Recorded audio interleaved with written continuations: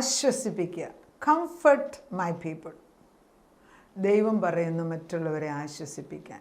നമ്മൾ ആശ്വാസം കണ്ടെത്തിയെങ്കിൽ നമുക്ക് മറ്റുള്ളവർക്ക് ആശ്വാസം കൊടുക്കാനൊക്കത്തുള്ളൂ. ഈ ദൈവം നല്ലവനാണ്. 1 verse to remember every day. ദൈവം നല്ലവനാണ്. അവൻ എനിക്ക് നന്മയല്ലാതെ ഒന്നും ചെയ്യത്തില്ല. പിന്നെ എവിടെയാണ് വ്യത്യാസം? അങ്ങനെയാണെങ്കിൽ എനിക്കെന്തോ കർത്താവിനെ അല്ലെ ദൈവത്തെ കാണുന്നതിൽ എന്തോ എൻ്റെ കണ്ണടഞ്ഞിട്ടുണ്ട്. അപ്പം ദൈവത്തെ, ഇവൻ ഇത്ര വലിയവനായ നല്ലവനായൊരു ദൈവം എൻ്റെ മുമ്പിൽ നിൽക്കുന്നു എങ്കിൽ എന്തുകൊണ്ട് ഞാൻ അവനെ കാണുന്നില്ല? അപ്പോൾ എന്നിലുള്ള ചില ബലഹീന സ്വഭാവങ്ങൾ, ഈ കോപം വരുന്നവരെ കണ്ടിട്ടുണ്ടോ? ദേഷ്യമുള്ളവർ. Very simple people, nice people, നല്ല മനുഷ്യരവർ. പക്ഷെ ചെറിയ കാര്യങ്ങൾ അവരിങ്ങനെ എക്സ്പ്ലോഡ് ചെയ്യും. അത് കാണുമ്പോൾ നമ്മൾ പേടിച്ച് ഓടിപ്പോകും. പക്ഷെ അത് കഴിഞ്ഞൊരു ശാന്തമായി കഴിയുമ്പോഴും അതുപോലെ നന്മ ചെയ്യുന്നവർ. അതുകൊണ്ട് ആ ഒരു ചെറിയ സ്വഭാവം അവരെ മുഴുവൻ ഇല്ലാതാക്കാൻ സാധിക്കുന്നതാണ്. അതുപോലെ ദൈവത്തിൻ്റെ വലിയ മഹത്വത്തെ കാണാതിരിക്കുന്നത് നമ്മളിലുള്ള ചില ചെറിയ സ്വഭാവങ്ങളാണ്.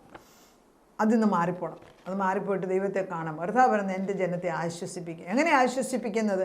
യേശുവിനെ കണ്ടവർക്കല്ലേ അവൻ്റെ ആശ്വാസം പറഞ്ഞു കൊടുക്കാനൊക്കത്തുള്ളൂ.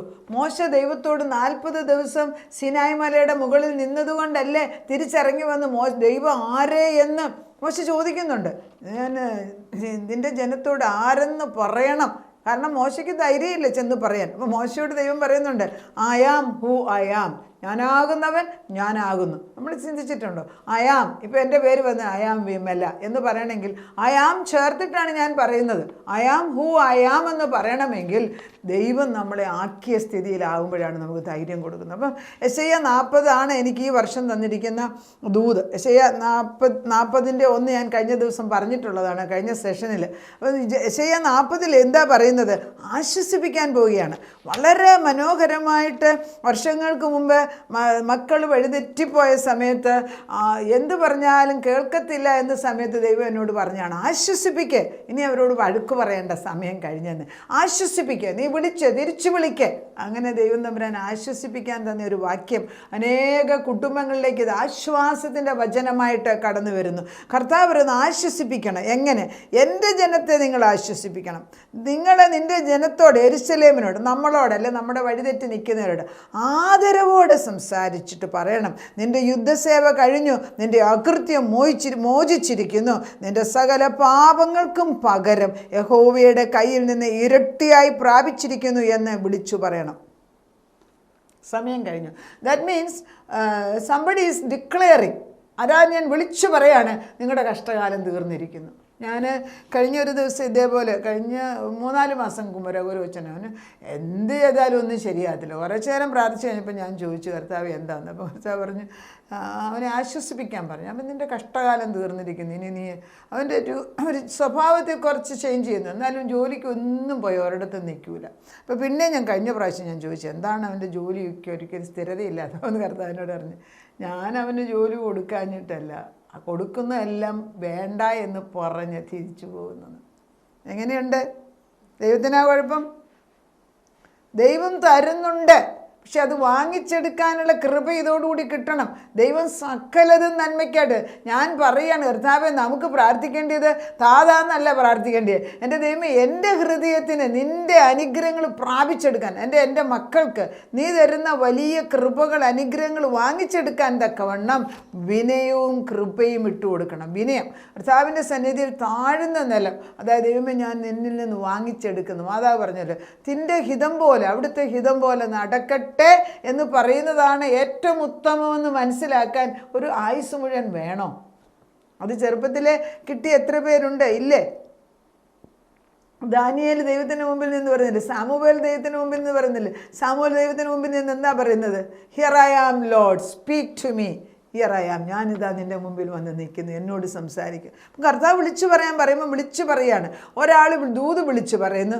എത്ര പേര് സ്വീകരിക്കുന്നു എന്നുള്ളത് ഓരോ വ്യക്തിയുടെ ആത്മാവാണ്. പരിശുദ്ധാത്മാവ് വന്ന് നിങ്ങളുടെ ഹൃദയത്തിൽ വന്ന് മുട്ടുമ്പോൾ അവിടെ ഇരിക്കാതെ ഇന്നേന്ന് പറഞ്ഞ് ചെയ്യേണ്ടത് ഇന്ന് ചെയ്ത് തീർത്ത് ക്രിസ്തുവിലേക്ക് കടന്നു പോവാ. ദൈവം ചെയ്യാൻ പറയുമ്പോൾ, കർത്താവിലേക്ക് വരിക എന്ന് പറയുമ്പോൾ, വിളിച്ചു വരുത്തുമ്പോൾ കടന്നു വരുന്ന നമ്മൾ ദൈവത്തിലാകണം. അപ്പം കർത്താവ് പറയുന്നുണ്ട്, എന്തെന്ന് വിളിച്ച് പറയേണ്ടതെന്ന് ദൈവത്തിൻ്റെ ആത്മാവ് ഇപ്പോൾ പറയാണ്. ഞാൻ പറയാണ്, എല്ലാ താഴ്വരയും നികന്നും എല്ലാ മലയും, ഞാൻ യെശയ്യാ പ്രവാചകൻ 40:4 വാക്യം, എല്ലാ താഴ്വരയും നികന്നും എല്ലാ മലയും കുന്നും താണും വരേണം, വളഞ്ഞത് ചൊവ്വായും ദുർഘടങ്ങൾ സമമായും തീരണം. യഹോവയുടെ മഹത്വം വെളിപ്പെടും, സകല ജഡവും ഒരുപോലെ അതിനെ കാണും. യഹോവയുടെ വായല്ലോ അരുളി ചെയ്യുന്നത്. താഴ്വരയ്ക്ക് നികഴ്ച വരണം, താഴ്വരകൾ നികലണം. അതായത് താണ് കിടക്കുന്നത് പൊങ്ങി വരണം. തീരെ എന്നെ കൊണ്ടൊന്നിനും കൊള്ളത്തില്ല. പലപ്പോഴും കണ്ടിട്ടുണ്ട് ചില പുരുഷന്മാർ, അവർക്കുള്ള കഴിവ് അറിഞ്ഞുകൂടാ. സ്ത്രീകൾക്കും ഉണ്ടാക്കും, കൂടുതൽ പുരുഷന്മാർക്ക് ഇപ്പോഴത്തെ കാലത്ത് എന്നെ ഒന്നിനും കൊള്ളത്തില്ല, ഐ എം നോട്ട് വേർതി.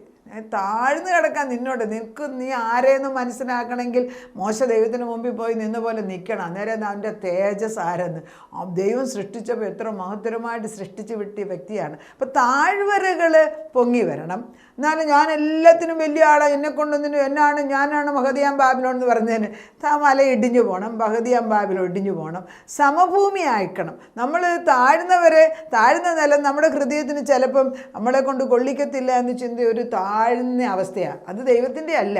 അതുപോലെ എനിക്കെല്ലാം ഉണ്ട്, ഞാനാണ് എന്ന് ചിന്തിക്കുന്നത് മല പോലെ മുകളിൽ എത്തിച്ച് അത് ഇടിയണം. അപ്പോൾ ഇത് രണ്ടും, ഒന്ന് താഴ്ചയുള്ളത് പൊങ്ങി വരണം, മല ഇടിഞ്ഞ് താഴോട്ട് പോകണം, എന്നിട്ട് ഇത് സമഭൂമിയാക്കും. ഇതെല്ലാ വ്യക്തികളിലും എല്ലാ ദിവസവും നടക്കുന്ന പ്രോസസ്സാണ്. അതിന് സിമ്പിൾ എക്സാമ്പിൾ, പണ്ടൊക്കെയാണ് നമ്മൾ ജോലിക്കാരോട് അത് ചെയ്തിരിക്കണം ഇത് ചെയ്തിരിക്കണം എന്നൊക്കെ പറയും. ഇപ്പോൾ എൻ്റെ ഹസ്ബൻഡ് ചെയ്യുന്നതാണ്, ഒന്നും ചെയ്യാൻ പറയൂല. അങ്ങനെ ഒരു ആവശ്യം അവിടെ ഉണ്ട്, അതവിടെ ചെയ്യാൻ, അത് ആ കാര്യം അവിടെ ചെയ്തിരിക്കണമെന്ന് പറഞ്ഞ് ഞാൻ കേട്ടിട്ടില്ല. ഇത് അവിടെ ഒരു ആവശ്യമുണ്ട്, അവിടെ അല്ലെങ്കിൽ ആ കാറിന് അതൊരു കഴുകേണ്ട ആവശ്യമുണ്ട്, ഇത്രേ പറയത്തുള്ളൂ. ബാക്കി ചെയ്യണമെന്ന് പോലും പറയാതെ അവരെ കൊണ്ട് തന്നെ ചെയ്യിപ്പിക്കുന്നത് ഞാൻ കണ്ടു. ഞാൻ വേറെ ക്യാരക്ടറാണ്, ഞാൻ പറയും ചെയ്യണമെന്ന് പറയും. രണ്ടും രണ്ട് ക്യാരക്ടറാണ്. പക്ഷെ നമ്മൾ പറയുമ്പോൾ കർത്താവിൻ്റെ പരിശുദ്ധാത്മ പറയാൻ, താണ നിലം പൊങ്ങി വരണം, സമമായി മേളിൽ നിൽക്കുന്ന മല പോലുള്ള സ്വഭാവം താഴെയാകണം. എങ്ങനെ വന്നാലും ഇത് സമഭൂമിയാക്കിയെങ്കിലേ ദൈവത്തിന് പ്രവർത്തിക്കാൻ സാധിക്കത്തുള്ളൂ. അത് കഴിഞ്ഞിട്ടുണ്ട്, വളഞ്ഞതൊക്കെ ചൊവ്വാകണം, ദുർഘടങ്ങൾ സമമാകണം. വളഞ്ഞ ക്യാരക്ടറും കൊണ്ടൊന്നും ദൈവം, വളഞ്ഞത് ചൊവ്വായേ ഒക്കത്തുള്ളെന്ന്. ഈ വളഞ്ഞ ക്യാരക്ടറെല്ലാം മാറണം, ദുർഘടങ്ങൾ സമമായിട്ട് ദൈവത്തിന് ചൊവ്വായിട്ടുള്ളതാക്കി കഴിയുമ്പോൾ ദൈവം പറയുകയാണ്, ഞാൻ നിന്നെ അനുഗ്രഹിക്കാൻ കടന്നു വന്നിരിക്കുന്ന ദൈവമാണ്. കർത്താവിൻ്റെ പരിശുദ്ധാത്മ വ്യക്തമായിട്ട് പറയുന്നു, വിളിച്ചു പറയുക. എന്താണ് അത്? ബാക്കി ഭാഗത്ത് പറയുന്നത്, സകല ജഡവും പുല്ലുപോലെ, അതിൻ്റെ ഭംഗിയെല്ലാം വയലിലെ പൂ പോലെയാണ്. യഹോവയുടെ ശ്വാസം അതിന്മേൽ ഊതുമ്പോൾ പുല്ലുണങ്ങുന്നു, പൂവാടുന്നു. അതേ, ജനം പുല്ലു തന്നെ. പുല്ലുണങ്ങുന്നു, പൂവാടുന്നു. നമ്മുടെ ദൈവത്തിൻ്റെ വചനമോ എന്നേക്കും നിലനിൽക്കും. ഇതാണ് നമ്മുടെ ഈ മനുഷ്യ ജീവിതം എന്ന് പറയുന്നത്. ഒരു പൂവിനോടും ഒരു പുല്ലിനോടുമാണ് സാദൃശ്യം വെച്ചിരിക്കുന്നത്. പക്ഷേ എന്നേക്കും നിലനിൽക്കുന്ന ദൈവവചനത്തിന് കൊടുക്കേണ്ടതായ തൂക്കം അല്ലെങ്കിൽ പ്രാധാന്യം കൊടുക്കുന്നില്ല എങ്കിൽ നമ്മൾ ബിൽഡപ്പ് ചെയ്യുന്നത് മുഴുവനും നാശത്തിലേക്കാണ്. ഞാൻ പറയുന്ന ഒരു എക്സാമ്പിൾ, നമ്മൾ ഒരു ലാഡർ അല്ലെങ്കിൽ ഒരു ഗോവേണി വെച്ചിട്ട് മുകളിലോട്ട് നമ്മൾ കയറുകയാണ്. ദിനംപ്രതി നമ്മൾ കയറിക്കൊണ്ടിരിക്കുക, ആരും നിലത്തിരിക്കുന്നില്ല, നമ്മൾ കയറിക്കൊണ്ടിരിക്കുക. പക്ഷെ നമ്മൾ ഓർക്കണം, ഈ ഗോവേണിയുടെ അങ്ങേയറ്റം യഥാർത്ഥത്തിൽ സ്വർഗത്തിൻ്റെ വാതിലിലേക്കല്ല മുട്ടുന്നതെങ്കിൽ ഒരു ഡിഗ്രി മാറിയാൽ പോലും ചെന്നെത്തുന്നത് റോങ് പ്ലേസിലായിരിക്കും. അതുകൊണ്ട് ഈ ഗോവേണിയുടെ അറ്റം സ്വർഗത്തിലായിരിക്കണമെന്ന് നമുക്ക് പ്രാർത്ഥിക്കാം. നമ്മുടെ കുഞ്ഞുങ്ങളൊക്കെ ചില ഗോവേണികൾ ശരിയല്ലാത്തത് കൂടെ പോകുമ്പോൾ, കർത്താവേ അതിനെ തിരിച്ച് നീ തന്നെ കൊണ്ടുവന്ന് യാക്കോബ് കണ്ടതുപോലെ ആ ലിപ്റ്റിക്കൽ ഗോവേണി മുകളിലോട്ട് വട്ടത്തിൽ നേരെ ചെന്നിട്ട് സ്വർഗത്തിലെ മുകളിൽ ചെല്ലുമ്പം പിതാവാം ദൈവം നോക്കിക്കൊണ്ടിരിക്കുന്നതും ഈ ഗോവേണിയിൽ കൂടെ തന്നെ നമ്മുടെ മക്കൾക്ക് വേണ്ടി അല്ലെ നമുക്ക് വേണ്ടി ദൈവദൂതന്മാർ മുകളിലോട്ട് കയറുന്നതും മുകളിൽ നിന്ന് ദൂതുമായിട്ട് തിരിച്ചു വരുന്നതും കാണുമ്പോൾ നമുക്ക് മനസ്സിലാകും ദൈവം നമ്മുടെ കൂടെ ഉണ്ട് എന്ന്. ആ ഗോവേണിയിൽ കൂടെ അല്ലാതെ വേറൊരൊറ്റ വഴി അവർക്ക് തുറന്നു കൊടുക്കരുത് എന്ന് നമുക്ക് പ്രാർത്ഥിക്കാം. ദൈവം പ്രാർത്ഥന കേൾക്കുന്ന ദൈവം. അതിന് ഉത്തരം ദൈവം പറയുന്നുണ്ട്. ലാസ്റ്റിലായിട്ട് അവസാനം ഈ 40-ാം അധ്യായത്തിൽ തന്നെ 40 അധ്യായം യെശയ്യാ 40-ാം അധ്യായം എടുത്ത് വായിക്കുന്നത് നല്ലതാണ്. നമ്മൾ പറഞ്ഞു കൊടുക്കണം, ഇതാ നമ്മുടെ ദൈവം നിൻ്റെ മുമ്പിൽ നിൽക്കുന്നുണ്ട്, ഇതാ യഹോവയ കർത്താവ് ബലശാലിയായി വരുന്നു, അവൻ തോറ്റവനല്ലെന്ന്, അവൻ്റെ ഭുജം അവന് വേണ്ടി ഭരണം ചെയ്യുന്നു, കൂലി അവൻ്റെ പക്കലുണ്ട്, പ്രതിഫലം അവൻ്റെ കയ്യിലുമുണ്ട്. ആരാ നമുക്ക് കൂലിയും പ്രതിഫലവും തരുന്നത്? ദൈവം. അവൻ കൂലിയും പ്രതിഫലവും തരുന്ന ദൈവമാണ്. തരും. ഈ അടുത്തിടെ ഞാൻ ഒരാൾക്ക് വേണ്ടി അവരുടെ ഫൈനാൻഷ്യൽ ഡിഫിക്കൽറ്റി വേണ്ടി ഞാൻ പ്രാർത്ഥിച്ചു. അപ്പോൾ ഞാൻ പറഞ്ഞു, ദൈവത്തോട് ചോദിക്കുക, പേപ്പറിൽ എഴുതി വെച്ച് പ്രാർത്ഥിക്കുക, അസാധ്യമായിട്ടൊന്നുമില്ല. അപ്പോൾ കുറച്ച് കാശ് ഞാൻ പറഞ്ഞു, അതിനെ ഇരട്ടിപ്പിക്കാൻ പ്രാർത്ഥിക്കുക, അസാധ്യമായിട്ടൊന്നുമില്ല. ദൈവത്തോട് സംശയം കൂടാതെ ചോദിക്കുക, കർത്താവ് ഇരട്ടിപ്പിച്ച് തരും. കർത്താവിൻ്റെ സന്നിധിയിൽ നിന്ന് വാങ്ങിച്ചെടുക്കുക എന്ന് പറയും. നമ്മൾ എങ്ങനെയാണ് ദൈവം ഇരട്ടിപ്പിക്കുന്നത് നമുക്കറിയത്തില്ല, പക്ഷേ ദൈവം ഇരട്ടിപ്പിച്ച് പലർക്കും കൊടുക്കുന്നതായിട്ട് ഞാൻ കണ്ടിട്ടുണ്ട്, എൻ്റെ അനുഭവത്തിലും ഉണ്ടായിട്ടുണ്ട്. അപ്പം കർത്താവിൻ്റെ മുമ്പിൽ നമ്മൾ ഏത് വിഷയം കൊണ്ട് വെച്ചാലും സംശയിക്കാതെ വിശ്വസിച്ചുകൊണ്ട് ദൈവസന്നിധിയിൽ മുട്ടിപ്പായിട്ട് പ്രാർത്ഥിക്കുമ്പോൾ കർത്താവ് നമുക്ക് വേണ്ടി ഒരു പ്രതിഫലം തരും, നിശ്ചയം. അതുകൊണ്ട് വാക്യം അവസാനം പറയുന്നുണ്ട്, ആ വാക്യത്തിൽ 40:11 വാക്യം, ഒരു ഇടയനെ പോലെ അവൻ തൻ്റെ ആട്ടിൻകൂട്ടത്തെ മുഴുവനും മേയിക്കുന്നവനാണ്. അതിനകത്ത് ചെറുപ്പക്കാരുണ്ട്, പ്രായമുള്ളവരുണ്ട്, എല്ലാവരും ഉണ്ട്. അവൻ എല്ലാവരെയും മേയിക്കാൻ മതിയായ നല്ല ഇടയനാണ്. അത് കഴിഞ്ഞിട്ട് പിന്നെ പറയുന്നത്, കുഞ്ഞാടുകളെ ഭുജത്തിലെടുത്ത് മാർവിടത്തിൽ ചേർത്ത് വയ്ക്കുകയും തളകളെ പതുക്കെ നടത്തുകയും ചെയ്യുന്ന ഒരു ദൈവം. ഇതിൽ കൂടുതൽ എന്ത് വേണം? കാണണം. നമ്മുടെ കുടുംബാംഗങ്ങളെല്ലാം കർത്താവിൻ്റെ കയ്യിലാണ്. നമ്മൾ ഏത് വഴിതെറ്റിപ്പോയെന്ന് പറഞ്ഞാലും മനുഷ്യർക്ക് നടപ്പല്ലാത്ത പരീക്ഷ ദൈവം അയച്ചിട്ടില്ല എന്ന് ദൈവം പറയുന്നുണ്ട്. അവൻ വിശ്വസ്തൻ. ഏത് പ്രയാസം വന്നാലും അതിനെ ജയിക്കുവാനുള്ള കഴിവ് ഒന്ന്, അല്ലെങ്കിൽ അതിനൊരു പോക്കുവഴി തരുമെന്ന് 2 കൊരിന്ത്യർ 10:13 പറയുന്നുണ്ട്. അപ്പം ദൈവം പറയുന്നത്, ഈ വരുന്ന പരീക്ഷകൾ കണ്ടൊന്നും നമ്മൾ പേടിക്കണ്ട. ദൈവം നമ്മുടെ കൂടെ നിൽക്കുന്നു എങ്കിൽ നമുക്ക് വേണ്ടി അവൻ വൻ കാര്യങ്ങൾ ചെയ്യുമെന്നുള്ള ബോധം നമുക്കുണ്ട്. 10 വാക്യം വളരെ പ്രധാനം, എല്ലാവരും കാണാൻ പിടിക്കാൻ പറ്റിയൊരു വാക്യം. 1 കൊരിന്ത്യർ 10:13.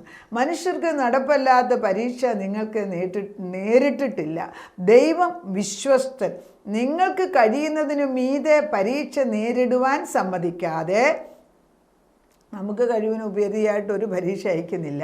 നിങ്ങൾക്ക് കഴിയുന്നതിന് മീതെ പരീക്ഷ നേരിടുവാൻ സമ്മതിക്കാതെ നിങ്ങൾക്ക് സഹിപ്പാൻ കഴിയേണ്ടതിനെ പരീക്ഷയുടെ കൂടെ അവൻ പോക്കുവഴിയും ഉണ്ടാക്കും. ഒരു പോക്കുവഴി, ഒരു എസ്കേപ്പ്, അല്ലെങ്കിൽ അതിലൊരു വിജയം, അത് എന്താ ചെയ്യേണ്ടതെന്നുള്ള ഒരു ഉത്തരം ദൈവം നമുക്ക് തരുന്നു. 1 കൊരിന്ത്യർ 10:13. നമുക്ക് പ്രാർത്ഥിക്കാം. നാഥ, ആശ്വസിപ്പിക്കാൻ പറയാണ്. ആശ്വസിപ്പിക്കുക. എൻ്റെ ജനത്തെ ആശ്വസിപ്പിക്കുക, വല്ലവരെയല്ല. എൻ്റെ കർത്താവിൻ്റെ മുമ്പിലേക്ക് ഞങ്ങൾ തലമുറകളായിട്ട് കടന്നു വരുന്ന പിശ ആരെല്ലാം നിൻ്റെ ആലയ്ക്കകത്തുനിന്ന് പുറത്ത് നിൽക്കുന്നുവോ, കർത്താവിൻ്റെ കൂടാരത്തിനകത്തുനിന്ന് മാറി നിൽക്കുന്ന മക്കളെ എൻ്റെ കർത്താവിൻ്റെ ശാശ്വത ഭുജം പിടിച്ചുകൊണ്ട് തിരിച്ചു കൊണ്ടുവരുന്നത് കാണുമ്പോൾ ഞങ്ങൾ എങ്ങനെ സന്തോഷിക്കാതിരിക്കും? അതാ, ഞങ്ങളൊരു വചനം അയക്കുമ്പോൾ ആ വചനത്തിന് ഉത്തരം കൂടെ കണ്ടിട്ടാണ് അപ്പച്ചൻ പ്രയാസം പോലും അയച്ചത് എന്നുള്ള ബോധം ഞങ്ങളുടെ ഹൃദയത്തിന്. കർത്താവ് ആൽഫയും ഒമേഗയും അവിടുന്നാണ്. തുടക്കവും അന്ത്യവും അപ്പച്ചൻ തന്നെയാണ്. അതിൻ്റെ ഇടയ്ക്ക് ഒരു ദുഷ്ടനും കയറാൻ അപ്പച്ചനെ അനുവദിക്കത്തില്ല. വേലികെട്ട് അവരുടെ സ്വഭാവ ശുദ്ധീകരണത്തിന് വേണ്ടി എന്തെങ്കിലും പരീക്ഷണങ്ങൾ അയക്കുന്നു എങ്കിൽ അതോടുകൂടി ഒരു സ്വഭാവത്തിൽ രൂപാന്തരപ്പെട്ട് നിന്നെ അറിയുവാൻ തക്കവണ്ണം നിന്നെക്കുറിച്ചുള്ള ആ ഒരു ദാഹം അവരുടെ ഹൃദയത്തിൽ ഇട്ടുകൊടുക്കണമേ എന്ന് പ്രാർത്ഥിക്കുന്നു.